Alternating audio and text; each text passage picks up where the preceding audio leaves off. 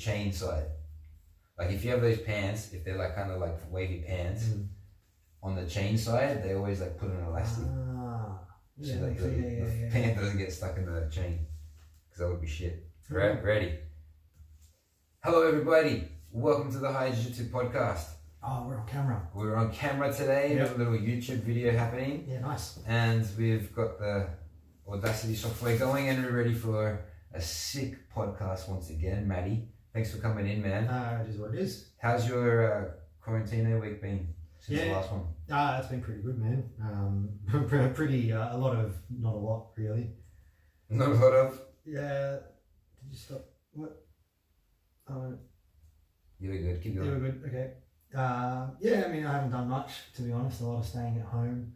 Had some, done some yoga, which is good. I finally got off my butt, off the couch. So I did some yoga, which was good. What about yours? I've had a great one. Matty, I've got a question for you. I'm putting you on the spot. I do. How come, Matty, you have not come to one Higher Jiu Jitsu Zoom class? I'm not good at being motivated when I'm at home. When I'm at home, my home is like my veg place.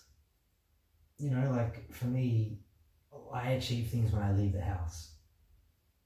If I'm at home, it's very hard to be motivated. I've got all of like my comfortable things there, like my computer, my TV, my couch, everything's staring at me, you know?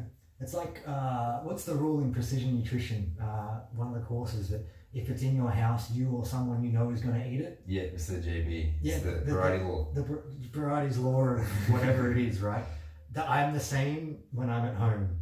If my TV's in my line of sight, I'm going to that before I go to anything else. You get me out of the house, I'll be motivated and I'll be committed. But if I got the option of the couch, I'm choosing the couch. Is that what's going on? Is that what's happening, Higher Jiu Jitsu people? Is that what's happening? I reckon there's a percentage of people who are like me, who it's just easier to be lazy and be a potato than, you know. Is it? Yeah, but it's okay. I'm trying to understand, Matty, because there's a part of me that wants to scream at you right now. So, mate, fucking come to class, man. There is, but I'm gonna call that for the moment. I'm gonna say, okay.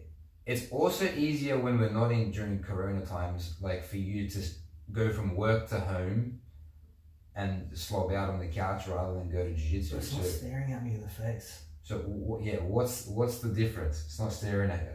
Yeah, it's not immediately in my environment. So what can we do, Matty, to get you to come to at least one Higher Jiu Jitsu Zoom class? We're having fun. You can see this is the dojo here.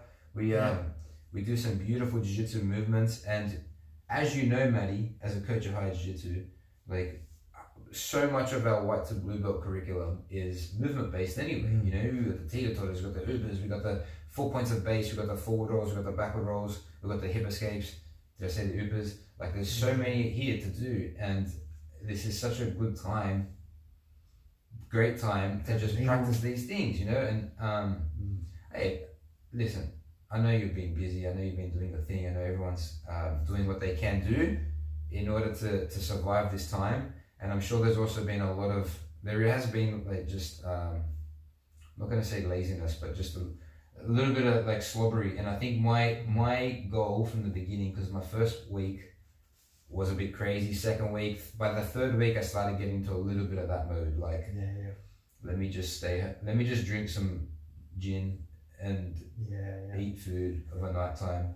And it was only because of the classes that we were doing that I would bring myself from the couch upstairs down here to say, hey everybody, okay, because I was accountable to the students. And 8 a.m. Ovi's dropped off, but we got Miss Ray and we got Gray, who have been coming on every single 8 a.m. class. That's awesome. I wake up and I know for a fact that Ray and Gray are going to be here waiting for me, and it pulls me down here and it makes me think about what classes to do.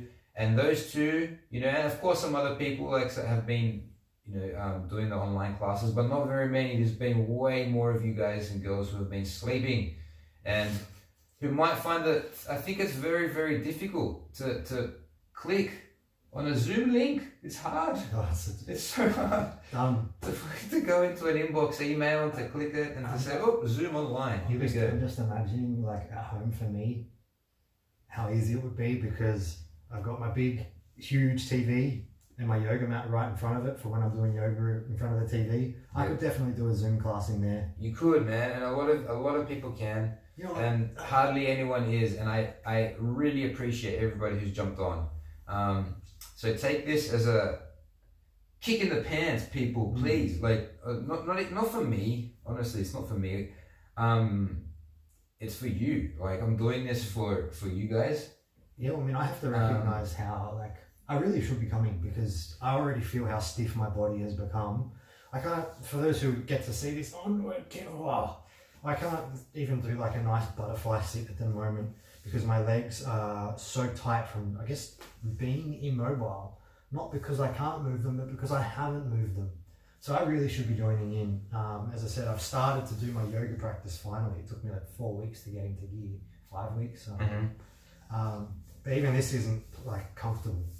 So this typical kind of just diamond-legged seat. Yeah. And I already feel some tightness. Why? Because you've been sitting on the couch, mate. Literally, too much time on the couch. That's what's been happening. No movement. And I can say that I think about 95% of Higher Jiu Jitsu. Hey, and some people have been working really hard. I like hearing that some people are doing their running, which is beautiful, and some people are like going back to the weightlifting and things like that, and just stay active. Stay active, yes, but also do not stop the jiu-jitsu. Like, the jiu-jitsu's got to keep going. And look, it doesn't matter the capacity. Like, okay, you're solo, you're by yourself, you're isolating yourself from everybody else and from corona, fine. At least keep your brain ticking with a little bit of jiu-jitsu practice, you know, and like, just think about it. Yeah. So the 7 p.m. classes, which no one's come to for last week, was just jumping online and just watching some technique and just chilling, you know. And I think a couple of people came, but I think we had a problem with the link anyway. But it's that class there is designed just to get everybody's heads back into the game, because you don't want to be out of the game for too long. You're a purple belt, you're established. I think you'll come back. You won't have too much of a problem. Oscar, I've never seen him on a Zoom, but he'll come back. I'm sure he'll come back. But what about all these other white belts who have had jiu-jitsu in their life for about 3 months, 4 months, 5 months, a year, 2 years, you know, and then they take off a big chunk of time. Like, that's a lot of time away from the art. It's hard to be motivated to come back. Yeah, like when you're away from it, it's going to be very hard to come back. But I tell you what, somebody who's going to be really, really excited to come back, and who's going to be in a better position than when she was before she left. Ms. Raylene, she had been training for 1 month, 2 months, and she had an injury, you know, and, you know, she had some personal issues and things, and then she's been jumping on the mats all the time. And she's only in her lounge room, and she's only on a yoga mat. She doesn't have a lot of space. She doesn't have a jiu-jitsu mat. And you should see her movement now. Like, she went from being a real beginner, and now, like, I'm watching her on the Zoom, and the forward rolls are happening, and the techniques are working well, and all her movements getting better. And I congratulate Raylene, and I thank her. Raylene, shout out, because I think you're killing it. And there's a few people in our ranks who are, you know, keeping the flame going. And there's a lot, Matty. There's a lot. You know, I think there's actually a lot to be said for even just these solo movements. Especially if you are a beginner. You should be worried more about how you're moving than your partner is in probably the first 3 to 6 months of jiu-jitsu, because most people, and look, there are the freak athletes, not the freak, they're not freaks, but the people who are naturally gifted, who can come in and they'll do a perfect duper in their first time, you know, the CrossFitters and all that sort of stuff. But then there's these other people who aren't, you know, who've been sitting down on a couch like me for 5 weeks straight, but they've been doing it for a few years. You don't know, like, your hips are tight, everything's not quite as mobile as it could be. You've got to learn how to move, and these solo movements are really good for... Are they? I think they are. They are. Oh, yeah? They are. Oh, yeah. No, well, I'm just thinking about, like, as from what you were saying about Raylene, it's, you know, having what good is it learning how to do a complicated, I don't know, an elbow escape with a partner if you can't even do the basics? 100%. Yeah, that's the thing.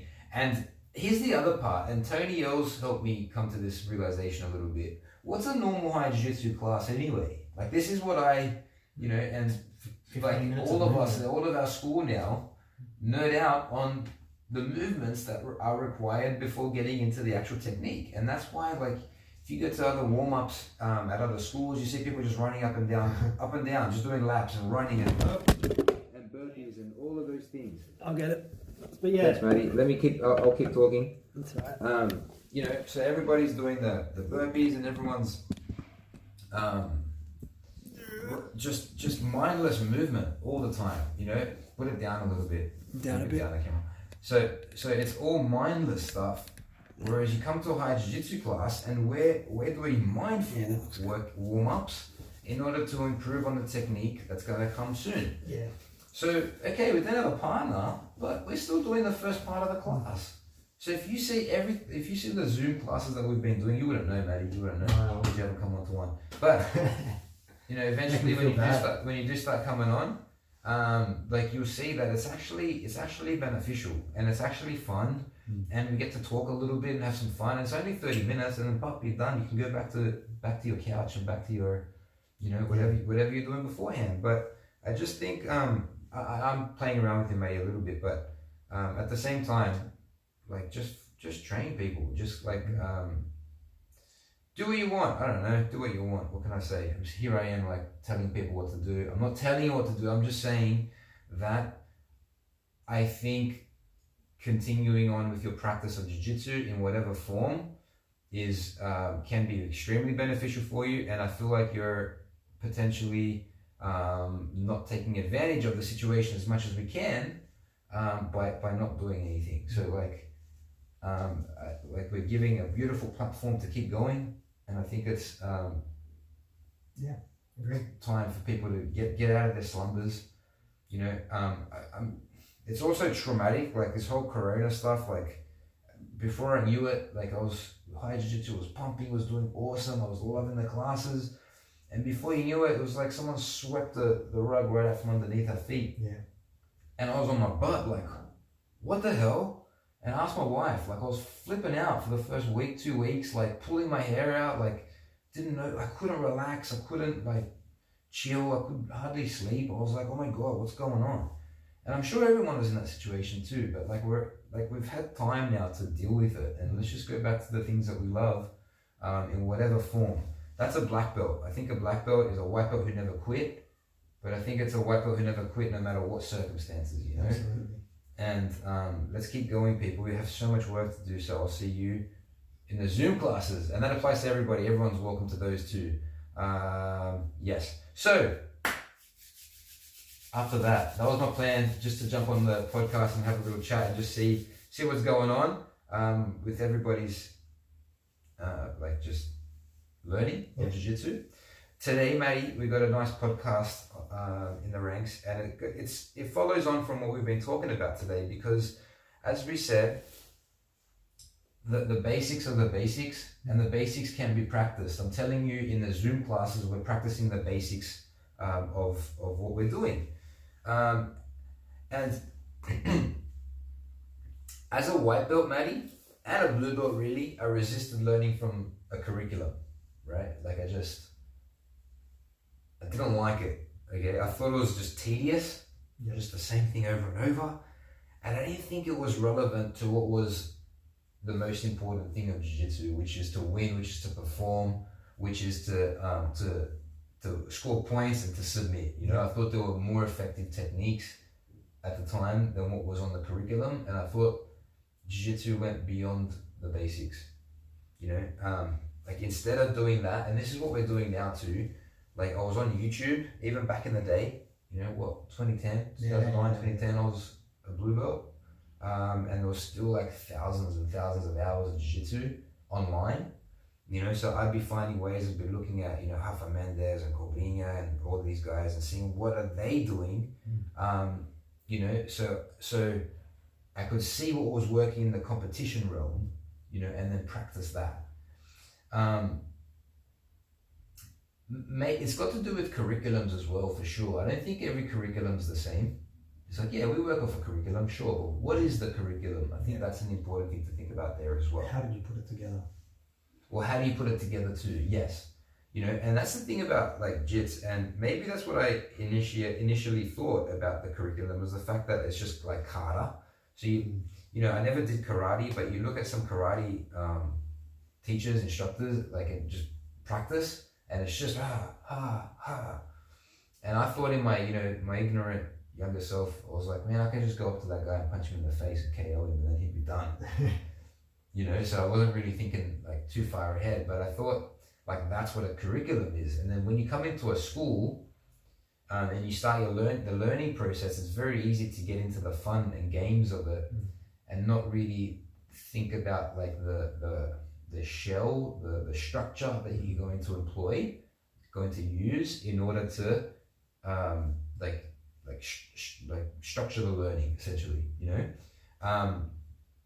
and then when grading time would come around, there I am, I'd be cramming in all the techniques. Oh, what's this technique? Oh, wait, there's 4 from mount. Wait, there's 2 from knee ride. Oh, wait, there's this detail, and that's what was happening, out like during the grading time. Yeah. It'd be a different kind of jiu-jitsu that would happen. And then when you get your belt or you get your grading, that goes to the side. That goes to the side, and then back in comes,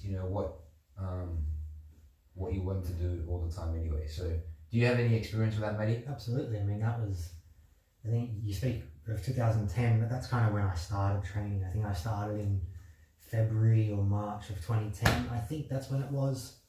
And it was the same thing. I came into a competition school, and I'm a 2-stripe white belt, seeing things on YouTube, seeing twisters happen in MMA, like when Korean Zombie, it's Korean Zombie. Yeah. When he got that first twister in UFC many years ago, and I'm there like 2-stripe white belt trying to learn how to do a twister, learning how to berimbolo. It's like, okay, cool. I can't even do an armbar from guard, yet I'm trying to berimbolo people.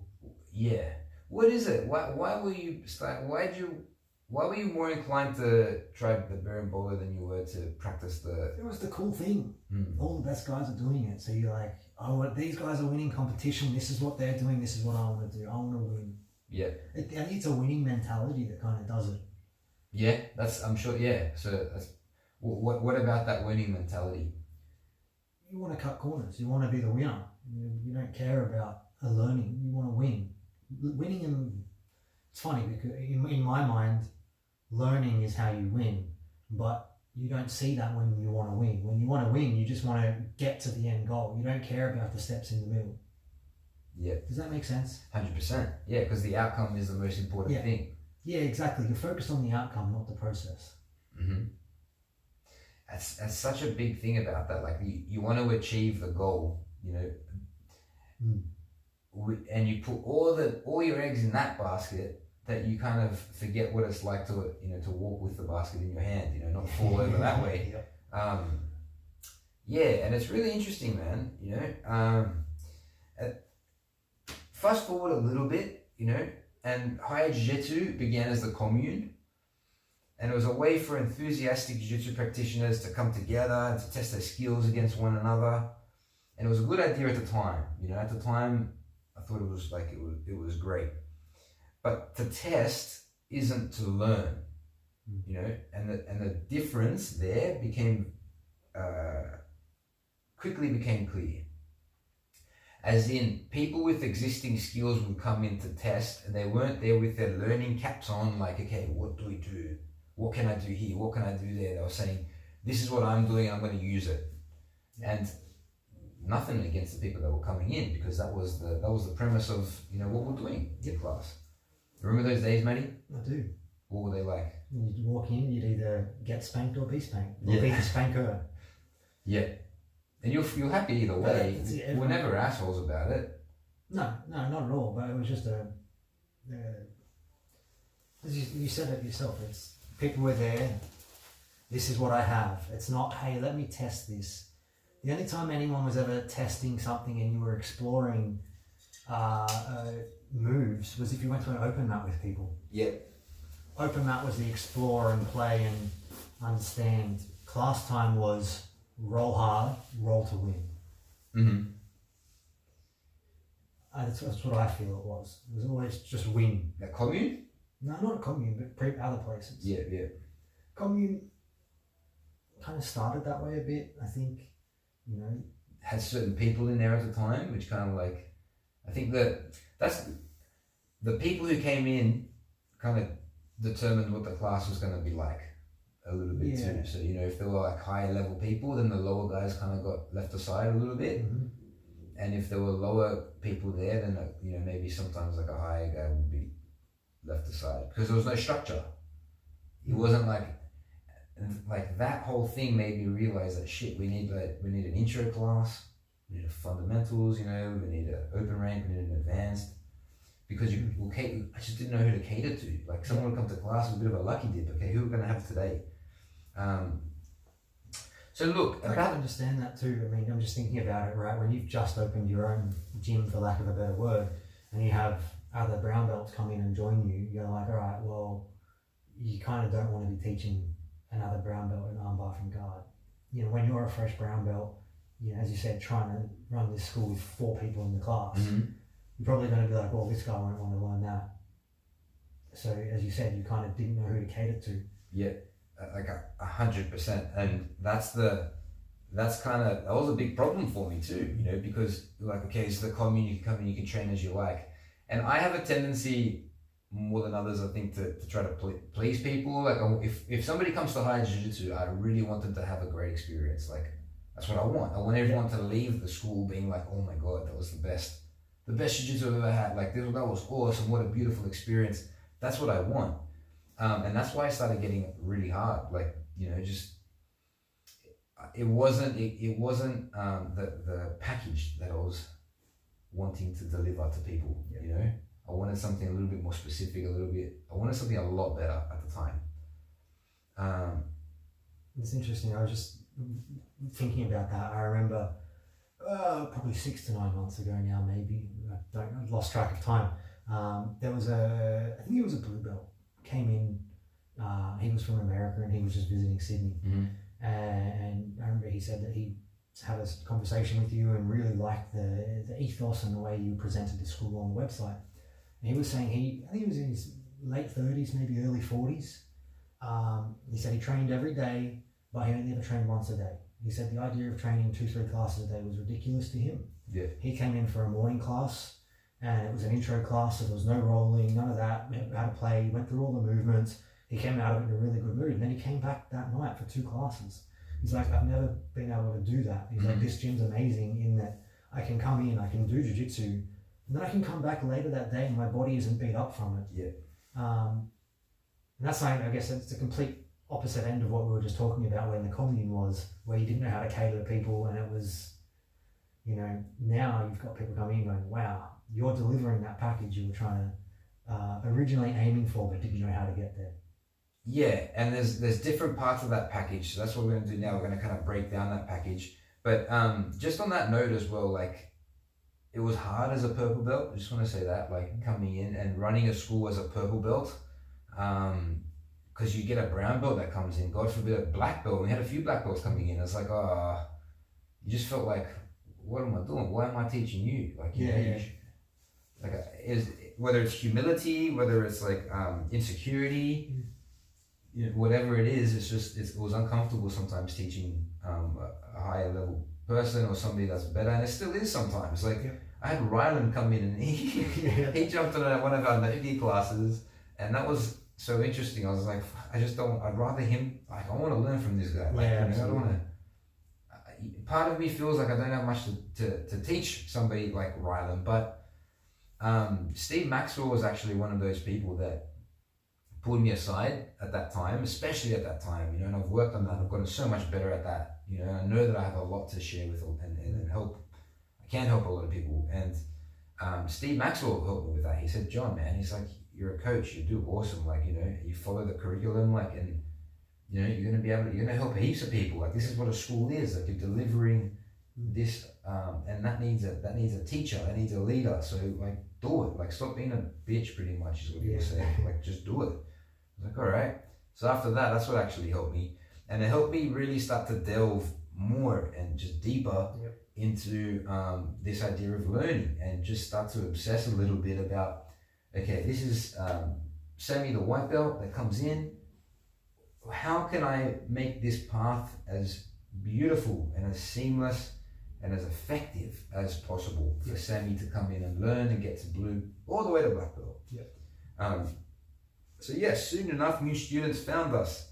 They started coming in. Sammy Hound was one of those people.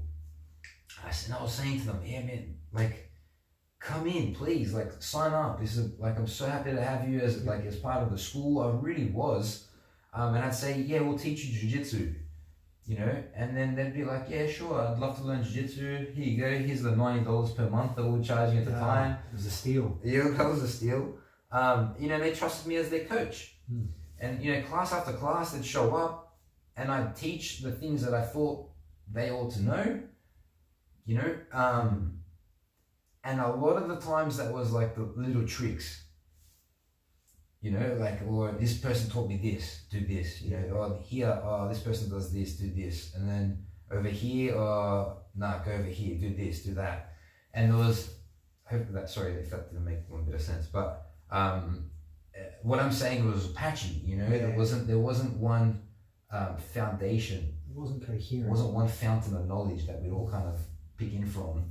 It was just incoherent madness. And then we had, here's an apple from that tree. Here's an orange from that tree. Yeah, and then we had like Grigor would come in, and Andy Nerlig would come in, and Andrew King would be coming in teaching class, and like Grigor and a few other people would come in and teaching, and it was just everywhere, you know. It was like a salad, like just everything is piled up on top of each other, and it wasn't coherent, you know.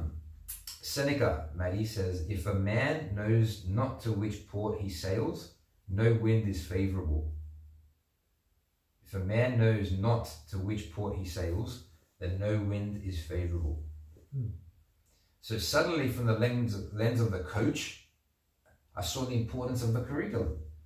You know, it's like a house built on those solid foundations. These new students of our martial art, these new jiu-jitsu students, white belts, tying up their belts, they needed to like start with the basics, and they needed to build on these basics to have a much better sound like grappling game. There's no way we would have built, man, like looking at how you've improved as a grappler now, you know, and how all of our students are improving, I'm so certain that there's no way they'd get to this level if we didn't have the curriculum that we do right now. That's a fantastic curriculum. It's a beautiful curriculum. You know, to bring it back to kind of what you were saying at the beginning, it all comes back into these basic movements. The beautiful thing about our curriculum, or having a curriculum, is like the house. Once you kind of got your foundation there, and you understand what you're teaching consistently. So you know, I'm teaching this class for the next, whatever it is, for the next 2 weeks we're working on this. You can then start to spend more time studying it yourself, so we can study those basic movements within it, to teach people those basic movements in the warm-ups. Whereas if you're just coming into class going, yeah, today I'll teach an arm bar, tomorrow I'll teach a knee bar. Yeah. It seems in theme because they're both hyperextending, you know, a straight limb. Yeah. But no one's getting any mechanical awareness out of that. They're just being taught how to grab onto an arm. Yeah. But once you go, all right, we're going to start, we've got this as a curriculum, we're going to look at it piece by piece. Oh, hey, that's the same mechanic we use here when we do the thread the needle. We use that in this other technique. All right, let's teach people how to thread the needle without a partner. All of a sudden, your curriculum enables you to teach better too. You can do one of those in the Zoom classes, can't you? We'll do what? Thread needles. I can thread needles. You know what you can do, Matty? I could do it right now on the camera, but no, probably not. No, we can't do that. We'll do it after. Yeah, right. So, now, look. And this idea, rewind, a few years. Like now I'm like, oh my God, I need a curriculum because everyone's just on their own path and it's all just, the other thing, I'd drive to class being like, oh my God, what am I going to teach? What am I going to teach? What if Andrew King's there, and he doesn't like this armbar setup that I've got, my armbar setup isn't the best and a few little details I'm not quite sure of, and I'd get like nervous, and like, oh, what if somebody else is there and I don't know what to teach today, and like, I tell you what, and it's because I really cared. Like I really wanted to run a sick class, Matty. I wanted to give people the best jiu-jitsu. And sometimes when I felt like I didn't have it, like as a resource, to share, it was hard. Like, and it just put a lot of pressure. So I'd be like scrummaging before every single class. I was subscribed to Kayatera online and Marcelo Garcia online and like Lucas Lepri. Now I got that one, but Gracie. Like I was just studying all random systems and trying to bring them all together. Yeah. And previously, like I was the guy before that saying, who needs a curriculum? What do we need a curriculum for? So it was pretty much a rule 360, to be honest. I like to think the curriculum is kind of this thread that ties everyone in our own academy together. Because you know what? Everyone is all on their own journey, and they're all going to be off finding their own part of the game that they're interested in. To throw out some names, you got Benny who loves his leg locks. Maybe you get Pat Meehan who loves his self-defense aspect and more combative style aspects of jiu-jitsu. So all these people have their own different aspects that they want to learn about and focus in. So they can go online and do all that, but the thing that ties us all together is going to be our curriculum. It's like that one central thread for everyone in our gym. It really is, and like I love the fact that Oscar can teach. Like Oscar can do a really good class with Cam, let's say, a white belt. Oscar the brown belt, Cam the white belt, and they're on the same path. Whereas like before, without a curriculum, then Oscar would be like, hey, I'm doing this, this pass or something like that, and Cam's kind of like he's not at that level yet. Whereas like everyone can kind of pick which level they want to be at. They can do the white to blue, they can do the blue to purple, they can do the purple to brown.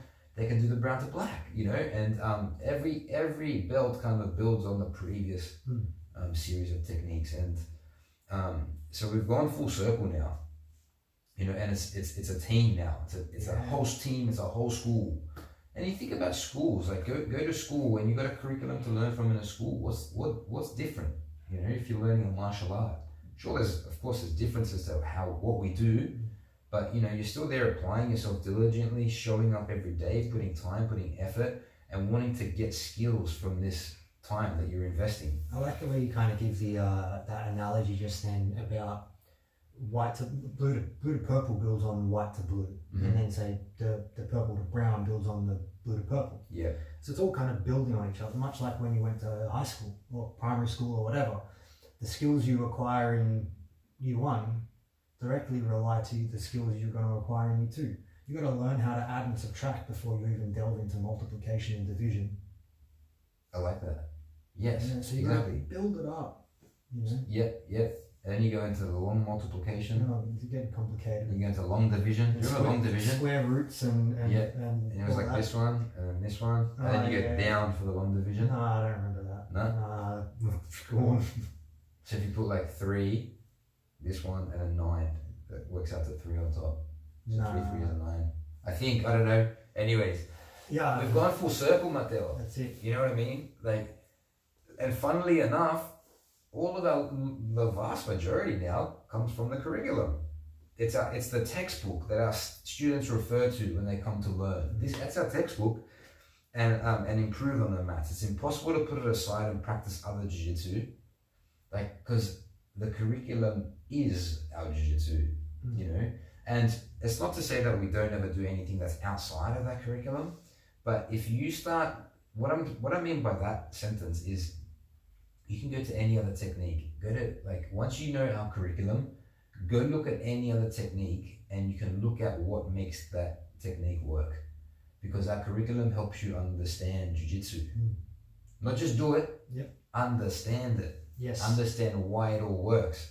So that means that's the textbook. So we're building the principles of jiu-jitsu in you, the knowledge of the principles, And so that you can take it and you can use it anywhere else you want and apply it and, you know, adapt it. But make no mistake, like our curriculum has all the mechanics in there, and those mechanics are going to be with you right to the end, and not just with Pedro Sauer Jiu-Jitsu, but with any other Jiu-Jitsu as well. I tell you why, it's because the Jiu-Jitsu that we're doing, it's the basics being done again and again and again, and refined in a way that keeps this martial art constantly evolving. Like it's the basics that evolve in order to get to the next like steps and the next steps and the next steps. Like this, at his 2017, I went to the seminar with Master Carlos at King's Academy. Yeah. And he goes, Jiu-Jitsu doesn't go from 1 to 2 to infinity, but only back from 2 to 1. Yeah. 1, 2, 3, 3, 2, 1. And that's awesome, because that's saying that, you know, there's not just this big never-ending loop of, like, it's sure it's technique, but it always comes back to what makes Jiu-Jitsu work, you know, which is the leverage. Yes. You know, that's always going to be there, and like you're always practicing it, you're always feeling it, and you know, it's like that self-defense again as well. I think like I like that kind of 1, 2 to infinity. I mean, don't get me wrong, with Jiu-Jitsu you can go 1, 2, 3 to infinity. You can start delving into, all right, well, if they do this, I'll do that, and I'll counter and I'll do a worm guard, and then I'll evolve into a worm guard to a cross collar inverted worm guard and all this. That's going to infinity. But I'm sure if you just went 1, 2, 3 and then step back to 2, that's probably an equally viable counter. Rather than having to go down the rabbit hole deep, maybe we just don't want to go down that rabbit hole. Like, okay, and let's say you do go down that rabbit hole, you're probably going to end up going back to where you started from anyway. So we're going to end up, all right, you're just going to take that rabbit hole. Circle. You're going to end up back at the back anyway. It's all going to end up taking someone's back. There you go. Like, it's going to, like, and there's many different ways to go about it. And I hate this idea of, you know, this is old school jiu-jitsu, this is new school jiu-jitsu. I don't particularly buy into that, because I think it's all jiu-jitsu really. Yes. And I just think it's just evolution of the same thing. But sometimes things change, you know, things develop, but then it's not to say that things develop with more effectiveness. Like, I think it's the next question is what's better. Like, if someone asks what's better, old school or new school jiu-jitsu, I'm gonna ask what's the purpose. Like, what's it better for what? Because they say the new school stuff has just delved hardcore into the sport, you know, and I think the sport people of today are gonna beat the sport people of like 20 years ago.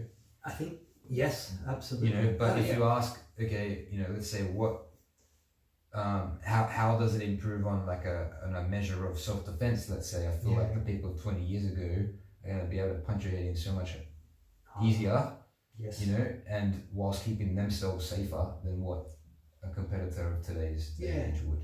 And like, that's just, I don't think that's controversial or anything like that. I think a simple way of explaining that idea is, you know, you took the best of the best from old school jiu-jitsu, the Hicksons. They went and competed in mixed martial arts and had a lot of success. They took that. I no disrespect to Kaitera or any of those really, really elite new school grapplers, but I just can't see them moving into, you know, the worm guard Berimbolo division, moving into MMA. You know, because the focus on winning has created a split in the techniques and what they're effective for. Yeah, because the objective became like, hey, I want to win the medal now. Yeah. Okay. I don't have to worry about delve into that part. Because the rules say you're not allowed to punch me. Exactly. And so that's not their fault. Like, I'm not pointing fingers and saying, you guys don't know what you're doing, man. That's not jiu-jitsu. Yes, it is jiu-jitsu. It's a form of jiu-jitsu that they want to get better at and improve on. And I think it's important that people make that decision for themselves. Like, what kind of jiu-jitsu do they want? Like, what do you want? And if your goal is to win a whole bunch of medals on the world stage, then train like that, you know. And there'll be a curriculum for that too. Yes. And there should be, like, you should know all the counters to the worm guard and the lapel guard and those things. Like, at the same time, I think it's not also to say that everything is exclusive. Like the BJJ game is different to like the self-defense game. Like, and that's why I really want, like, once all this stuff is over, we started at the start of the year, like building, we did the internal comp, you know, and we sponsored a few of our athletes to, you know, to go and compete now. And you said you wanted to compete at some point, so we'll get a little bit of a team going and like go into the comps. And that's just to show that, like, because comps can be very fun, they can be very rewarding, and you can learn so much from them. And you don't, I think you can, I know for a fact you can take our jiu-jitsu and make it extremely effective in that competition realm as well. Yeah. And we will do that, you know, that's happening. So look, ultimately people, the curriculum is critical. Like, it's just, it's what we base all of our like practice on, you know. And when you come into Higher Jiu Jitsu as a white belt, let's say as a beginner, have 100% confidence that you're going to learn like from the most beautiful Jiu Jitsu, and you're going to understand what Jiu Jitsu is, rather than going in and learning how to grapple. You're gonna understand the beauty of Jiu Jitsu, and most importantly, I feel, is you're gonna learn how to use Jiu Jitsu as a way to improve on your life outside of Jiu Jitsu. Yes. When you're practicing basics, and when you're not like also just putting your body on the line for that outcome, which is what you were saying, that to win. When you see it as a bit of a longer term picture, then you can use this art in the most beautiful ways possible. And that is, you know, with your family, with your friends, with your mindset, you know, with your philosophy on life, and with your way to deal with the inevitable obstacles that come about all the time, you know, which is essentially life. You know, life is challenged. Like, hopefully it's challenging. And it's going to keep going. Life is going to keep going. It's just going to keep happening to you. You know, it's the world is going to keep moving. Well, you can try and stay still, but the world's going to keep moving. So you've got to practice everything every day, whether it's your meditation practice every day. You know, maybe you go 3 months without meditating. If you had, say, just hypothetically, you had anger issues, and you started doing meditation as a simple, we'll call it a basic practice for 10 minutes every day. And then you go, after 3 months, are you going to stop doing your meditation and go, I'm cured of my anger issues? No, it's a practice. It's a practice. That's what the basics are. That's what your fundamentals and your curriculums are. They're a practice. And then everything else is built on top of it. I really like that analogy of the house you talked about before. You know, your curriculum's your concrete slab. And then you can put your leg lock room over here. I feel like it's like the walls, you know? It's like the slab, it's the walls. And then, you know, you can start painting. Have a leg lock room. You got the calendar up there now, you got like the nice little quake harp up there, you got the like pull-up bar there. Like, these are all the accessories and the features. You know, you got the tools over here. So like, but the walls are what keeps this building up. Thank God, you know. And we're always going to be falling back on our basics, always back to the 80% of jiu-jitsu that makes up like the vast majority of techniques, the basics that like have the most effect. You know, the most effective aspects of jiu-jitsu. Like, that's what we're going to put most of our energy and efforts into. So people, don't be bored. Be brilliant. Don't be bored, be brilliant. From the structureless roots of the commune, Higher Jiu Jitsu is now a school filled with students ready and willing and able to study the skills of Gracie Jiu Jitsu. It's a beautiful school, Matty? It is. Our school revolves around a curriculum, and it shapes most of what we do in class. It ensures we're not building one-trick ponies, but complete martial artists. Gradings are no longer a time to cram, but instead to demonstrate the effectiveness of our efforts day in and out. Remember back in the SPMA days, Matty? Shit, gradings coming up. I don't know. Let's get at that. Where's that grading? Where's that curriculum? Where is it? Where's a copy? I don't know. Where is it? that blue belt grading, I mean, I know they didn't do it for any of the other belts, but for some reason the blue belt, it was, you have to demonstrate all of your techniques in 10 minutes. 10 minutes. Like they actually set a timer for you to do 50 techniques or whatever it was. It's like, do you need to add extra stress to this? Like, you're making me do 50 off the top of my head. It's like, all right, I don't know. Well, it's just, I don't know, yeah, time. Look, we don't want like our blue belt test going for 2 hours. You don't. No, but you know, it's just let people take their time and they feel the pressure anyway. If someone's taking too long, they can feel it. Dude, hopefully. I remember doing that. I remember that test actually. I think I was with Jack Rice doing. I remember Jack. I think I was with Jack doing my blue belt test. The triangle machine. He was a unit. Triangle and darces. He threw darces on too. I remember. I think it was him, and my heart was beating through my chest, man. I was so nervous.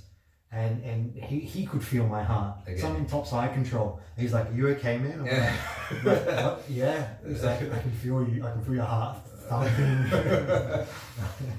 Yeah. But well, it's like 10 minutes. All right, 3, 2, 1, go. And then, all right. Well, that's it. Look. Yeah. It's a method. I just love, what I love also is that you go to any blue belt and higher and you ask them about the white to blue belt technique, and most of them will tell you like, oh, it's this one, it's this one, it's this one, it's this one, because grading time at higher is like, oh, let me recap. Yeah. Because I promise, like we're always learning. You guys keep me accountable. We're always learning from the curriculum. You know, we're on PCYC Online, and I load up that curriculum. I load up those classes from the curriculum every week, so people know, okay, this is what's happening in class. This is what I'm going to be learning now, and they can go. And then you know what, Matty, you can go and learn from something else when you're ready, when you want to, and you can always say, oh, that's like this technique, that's like that technique, you know. And that our curriculum's not complete.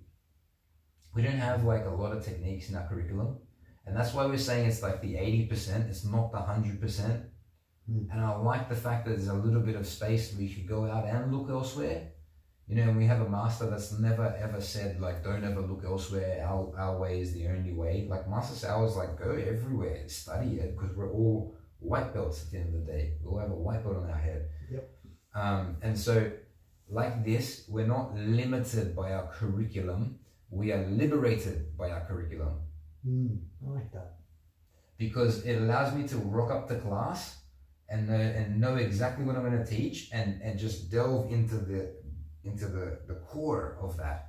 And if Jack's listening, Jack's going to see, and all of the people, all the coaches, you see it, man. Like, you first start learning a technique. So I'm hitting us on. Hey. You're excited. It's all right. You first start listening, like feeling the technique and teaching the technique, and then the second time, you develop your coaching of that technique. Third time is different. Fourth time is different, to infinity. Like every time I teach my techniques now, they're always like with every cycle. So we do the curriculum. Let's say 25 lessons of the curriculum. By the first one, I've already gone through the whole 25, so my brain's kind of given some other details. Like I've always got these new details that kind of always kind of like just like come right throughout the whole thing. So the curriculum's never dead. No. The curriculum's always evolving. You know what though? Like there's this saying, I can't remember the exact detail of it. Something along the lines of the message or the learning or whatever you want to call it is always there. It's when you're ready for it. I don't know if when the student is ready, the master will appear. Maybe sort of, right? Along those lines. Kind of, but the master can be anyone and anything. I mean, I've been with you for like 5 years, but I reckon I've been through every single class of those at least 30, 50, 100 times. I don't know, a lot of times, right? Where I wouldn't go that far, but many times. I've been through it maybe heaps of times, a lot of times, a lot. And I'll still be learning a white to blue technique, and you'll just say something one day, and I'll be ready to learn it, and I'll hear a detail that you've probably said 100 times before, and I just go, oh shit, it clicks now. Yeah. And that's repetition of these basics. That's why there's the other saying, what do you do? Do you fear the man who's practiced 1,000 kicks once or one kick 1,000 times? That's a beautiful saying. I mean, 1,000 kicks once, there could be 1,000 terrible kicks. One kick 1,000 times, you're going to believe that's going to be a refined kick. It's the same as with my upa. If I do my upa 1,000 times with guidance, with help, with assistance, you come back in. Sure, the first time you think you know it. I can do an upa. I can throw my hips in the air and roll over my shoulder. Yeah, do it. You know, come into 1,000 classes of jiu-jitsu, do 10 upas a class. That's 10,000 upas. You're gonna have a beautiful upa after 10,000 upas.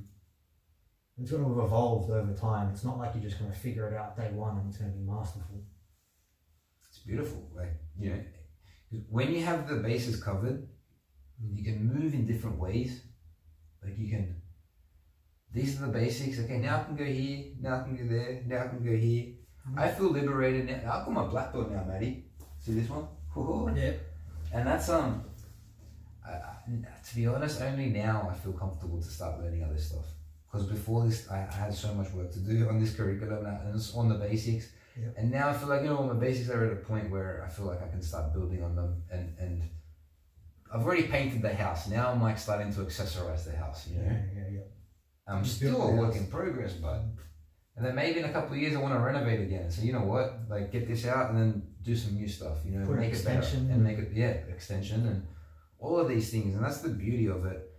You can venture as deep and as far and as wide as you like, and you're content in knowing that you always come back to where it started, where you began. One thing, what's his name? Ryland, I don't know what's his name. Ryland said that it feels really relevant. The curriculum teaches you how to find true north. How to what? How to find north. Okay. So in jiu-jitsu, everything's moving around, everything's always evolving. You can go into this one school of guard or whatever it is, and there's this whole thing, but the curriculum teaches you how to find north. So you can go on this different road and this different avenue that you've never been down before, but you'll always know how to find your way back because you've been taught how to find north. That's so beautiful. That's one of the things I remember he said in his seminar. I was like, that's such a cool way of thinking about it. Here's how to find north. Now you can do whatever you want because you know where you're going. Find north, people. That's it. Practice that curriculum, know where the north is, and then you can venture, you can go wherever you like. It's how you get better, not just at doing jiu-jitsu, but understanding how jiu-jitsu works. This is the focus. Once you start to get it, it's jiu-jitsu that's at your beck and call. You can do it in your own way, safely, with effectiveness, and for a lifetime. And that's what we're after, Matty. It's what we want. This is lifestyle jiu-jitsu. Oster Ryland for that one again. Yeah, it's a master. That was a great seminar. That was a great seminar. This has been a great podcast. I hope so. I hope everyone's enjoyed themselves. I hope we've just said a few things that just helps. Hopefully we helped. Okay, and Higher Jiu Jitsu students, I'll see you guys on Zoom. Matty, I'll see you on Zoom, man. I'll make it. Just once, please. This week before we get back to full-time, in-person, no coronavirus, vaccine, all of that. Before we get to that point, just come to one Zoom. 8 a.m.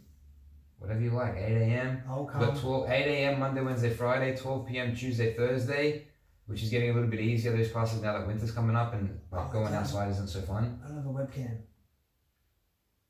Just use your phone. Use your phone. Okay, all right. You just download the Zoom app if you want. And then 7 p.m. Tuesday, Thursdays is just like watching Master Sour together and talking some crap and having some fun. You know what? My body needs the movement. Yeah. Not the study of jiu-jitsu. My head can do that. My head's happy studying. All right, and your head's happy studying jiu-jitsu.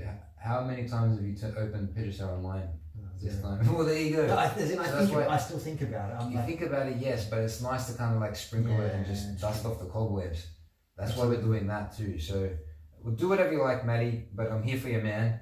John is here, okay? Coach John is showing up to class and would love to have you guys there too.